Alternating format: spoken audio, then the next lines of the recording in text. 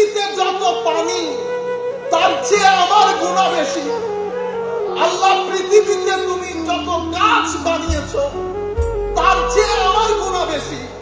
আল্লাহ পৃথিবীতে যত খালি জায়গা পড়ে আছে তার চেয়ে আমার গুনাহ বেশি। ইনি এভাবে আল্লাহর দরবারে ফরিয়াদ করছেন আর সেই কারবালার স্মৃতিকে অন্তরে ধারণ করে গগন বিদারী আওয়াজে ক্রন্দন করছিলেন।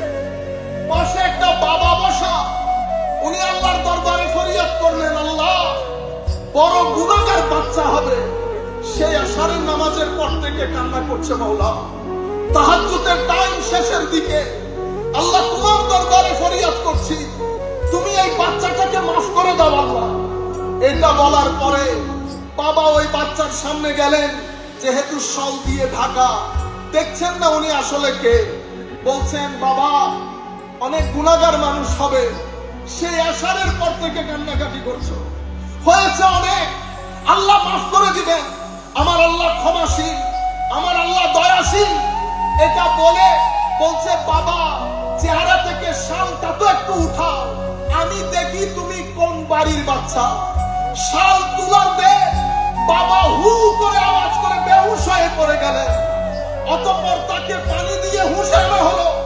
তখন আল্লাহর দরবারে বললেন, আল্লাহ এই ইমামদের যদি এই শান হয়, অর্থাৎ হুঁশে আসার পরে উনি দেখলেন উনি আর কেউ না, হযরতে আলী যায়নুল আবেদীন রাদিয়াল্লাহু তাআলা আনহু। এই আলী যায়নুল আবেদীনকে দেখে আবার আল্লাহর দরবারে হাত তুললেন, আল্লাহ এই ইমামদের শান যদি এই হয় তো আমরা কোন কোর্টে গিয়ে দাঁড়াবো মাওলা।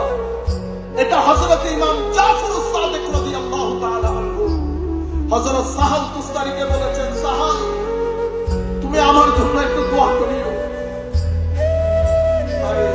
এদের